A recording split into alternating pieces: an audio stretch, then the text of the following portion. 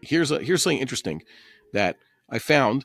I color coded this, and I used a lot of examples just from Sefer Bereshis to show you how certain words are translated and their significance when they show up here. What's the difference in English between a handmaiden and a maidservant? I guess proper Hebrew translations, that's basically the word for a female servant. What is the female equivalent of aved? Shifcha or ama. Depends on the context. Okay? But it's never avda. Okay? I gave examples, words that don't have a feminine equivalent. The feminine equivalent of eved should be avda, just like melech is malka, right? But instead it's a shifha or an ama. Yet there is no masculine equivalent of shifha. It should be a shefach, right? Is there a shefach? There's only one other word in the Torah, I think, in Tanakh. I was trying to look this up. Someone could correct me if I'm wrong. There's only one other word that shares the shoresh of shefach from a shifha, and that is mishpaha. Okay, which is the feminine of a non-existent word mishpah. Okay, why is it there's something called a mishpah but not a mishpaha? Right? There's a mitbah and a mizbeach, but there's no mizbaha. Right? I don't know why it is. That's the way our language developed. I think there's a tshuva from the Rambam, by the way. That's how languages develop. Okay, it's one of them. We are discussing tshuvas of Rambam. Sorry, the letter from the Rambam. So, and then there's the word ama, which is used interchangeably in the Torah. The shorish of ama is mem, aleph mem, silent hey. Now, let's look examples where these words come up. It says that Avram Avinu, he's the first one to have servants and donkeys, tzonu bakar, and shvahoth, and a bunch of she-asses and camels, right? Onkelos translates shvahoth there as amhun. So it's the same word, except Onkelos, and by the way, I color-coded this on the screen. Whenever we have the shoresh shifcha, we're using green to mark it, and the shoresh ama, we're using pink to mark it. And then it says Sarai had also a shifcha, which Onkelos translate is as amta. Okay, Hagar shifchat Sarai is a shifcha. Throughout the parsha, she's called shifcha or shifchatha or shifchati. Those are just different constructs and possessives of the shifcha, and they're invariably translated as Onkelos with is amta or amta or amti. Okay, basically the same shorish there, the same shorish that he used before to translate. And we see this consistently with regards to Sarai and Hagar. Fine. It's throughout that parsha. And then it says that Avram Avinu prayed for, here's the first example we have in the Torah where we have the word Amah. Amhotav. It's talking about Avimelech, and it's Amhotav, his servant women. And what's Onkelos' translation there? Amhathe, which is just, same shorish there. But then Sarai, when she's referring to Hagar and she wants Avram Avinu to chase her out, basically divorce her, what is the verb the noun that Sarai is using, or Sarai Menu? Ama. Garesh ha'ama azoth. Ki lo yirash ben ha'ama hazoth. And Onkelos there is consistent. Well, he was translated shifcha as the shorish as ama. He's now doing also in this parsha. And that's what Avram Avinu God tells Avram Avinu. Al yeira beinecha al ha'na'ar wal amothecha. V'gameth ben ha'ama legoyasi menu. Now, what's going on here? Why is it that in the first parsha, Hagar is referred to as a shifcha? Okay, consistently, that's the word we had in Bereshis. And then Avimelech has Amhot. And now Hagar is referred to as an Amah also consistently. Suddenly Avimelech doesn't have Shvachot, he has Amhot. And now Hagar is also looked at as an Amah. Okay, so she did have something like that, but you see that Onkelos translates them consistently the same. Shifcha and Amah, they're both Amah there. So really, pshat is it's the same word. Okay, but there is something behind this. We then are introduced to another word, pilegesh. What is pilegesh? Well, it's wife-ish. Pilegesh is a concubine. What is concubine? That means they're living in, an intimate relationship, but nothing's been, signed and sealed. Okay, basically marriage without the officialness. And by the way, if you study the way the Rambam has it, and other Rishonim, and Rashi, for example, basically Pilag Shut is something that exists even in Judaism. Whether or not it's permissible or not, that's a question. But the concept is cohabitation. There, she is his Pilegish. That means she lives in his house. She's monogamous with him. but they never had a wedding ceremony. They have nothing official on paper.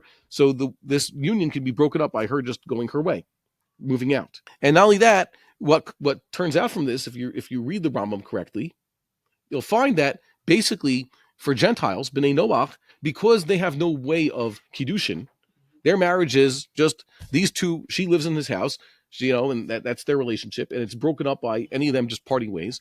There's no nafkamina for Gentiles between pilag shut and marriage. And by the way, that means that a Gentile he has to treat all women who are even pilagshim of other men as their wives, nafkamina, isser adultery for a Gentile. Okay, so pilag shut suddenly introduces something that's assumed to be what? An intimate relationship.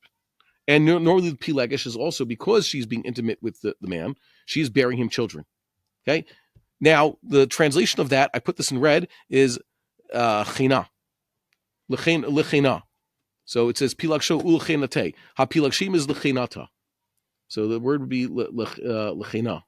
Okay, lechenata, like malka, malkavasa. Okay, so this is a word that occurs twice at the end of Parshas Vayera and Chayesara. Then we go back to the Zilpah and Bilhah, who are once again called what? Shifcha. Okay? But over here, I forgot to mark this one. It says that Lavan gave his daughters Shvahoth, right?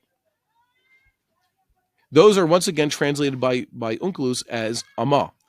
But then Rachel refers to Bilhah not as Shifchathi, but Amathi. And then you have consistently Shifcha, and the translation is once again consistently Amta. I have to make this over here. I have to change the color over here so we can see this better. Now, Yaakov Avinu, then it says he had Shvachot and Amhan. Okay. Once again, we've gone into this parsha. The word of choice is consistently in Hebrew Shifcha, except for one instance where it's actually quoting the woman, where she says Amati. And then it says Lavan was looking for the Trofim. Where did he look? Be'ohel shtei ha'amahoth. Now, as before, Amahot should have been translated as Amhan with regards to Avimelech also.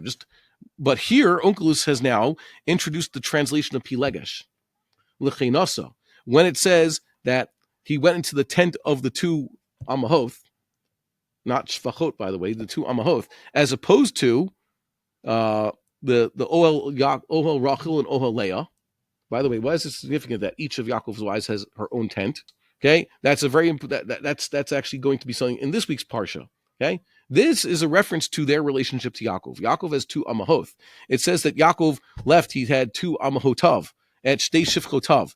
So now in these cases where it talks about Yaakov's maidservants, beforehand, all the maidservants we were talking about were what? They're the wives' maidservants, Sarai's maidservants. But in this case, the Amahoth are actually more properly translated, like we have at the end of the Parsha, the Shvachoth, they have a relationship with Yaakov. They serve as Yaakov's concubines, and that's what the end of the Parsha says. Vayishkavet bilha pilegesh aviv. So you look over here, suddenly, consistently, once we get to this part, whether it's Amahot or Shvachot, in relation to Yaakov Avinu, Onkelos always uses the word that he translates for pilegesh. So, Shtei Shivchotav L'chenate. Okay? V'al Shtei Shvachot, Yaakov divided into camps, a camp for the Shtei Shvachot, it's L'chenasa. Or he puts the Shvachos ahead of Leah's children and then Rachel's children when Esav actually shows up. Vayasim et ha-shvachot L'chenasa. And over here, Vatigashna Shvachot, once again, Onkelos says L'chenatha. And Pilegesh Aviv, of course, is translated as L'chenata. And B'nai Vilha, Shivchat Rachel, is called Amta de Rachel. And Shivcha de Leah is called Amta de Leah. And then once again, we have Pilegesh and L'chenatha and Neshe. So you see here what's going on. What is Onkelos alluding to? The first is that once the Shivcha is related to Yaakov Avinu, and she's not just his maidservant, okay? She's actually, he has to I guess let's put this gently, he has to do his husbandly duties for her. And they are consistently having children. And it's even when his main wife is going to pass away, one of them is going to take her place. Okay? So the proper translation in this case is, even though, yes, they start out as a shivcha, they're properly translated as concubine. That's how people who would Jews in the olden days who didn't understand the Hebrew were reading this. Yaakov's concubines. And that also explains why Avimelech's Amhotav are here. Okay, why do you have to? Why was Avimelech's Amhotav healed? What was wrong with them in their reproductive capacity? Okay, that's why they're mentioned here. Okay, so it's a relationship to the men, and that's also why God is calling, what do you call it, Hagar, when it's time to divorce her. Your Amatecha, and Onkelos just translates it consistently, not L'chinasa. God is saying, you might think that your relationship to Hagar is similar to the way Yaakov Avinu has a relationship to Bilhah and Zilpah. That's what started off. Sarai had a handmaiden. She wanted to have surrogate children, so she used her maidservant or handmaid, whatever it might be, right? And it produced children. In that case, that was acceptable by God. That's why Rachel, Bilhah and Zilpah, when they're referred to even as maidservants of Yaakov Avinu, they're actually translated as Pilagshim. Whereas when it comes time to divorce Hagar, so that Abraham doesn't get anything, no wrong impressions here, she is your Amah. She's not your Shifcha, she's not your Pilegesh, and Onkelos translates it, she is still just your Amah. She is not, okay, she is not your Pilegesh, your Lichinasa. Okay, so that's something that Onkelos teaches us. If we were just reading Onkelos, we would have understood this and would have been confused. Onkelos only uses two shirashim. Okay, there's one for maidservant and there's one for pilegesh, and he makes it clear when the relationship is that of a maidservant and that of a pilegesh. Whereas the Hebrew is, I guess, ambiguous if you hold like Onkelos. Yes, and then you get into Shmos Kim Kor Ishat Bitol Le'ama. Okay, at that point it's sort of a kesef kiddushin, but it's not official. Okay, so you see what will happen with this woman. Okay, it's up in the air. If ultimately what does happen to this woman, according to the Mishpatim, she'll be set free. Yatzach ein kasef. Okay, so no relationship resulted from it, but it could result in something. Yeah. Okay, so I thought that was something that we have to, good to read Onkelos. See that Onkelos is getting something.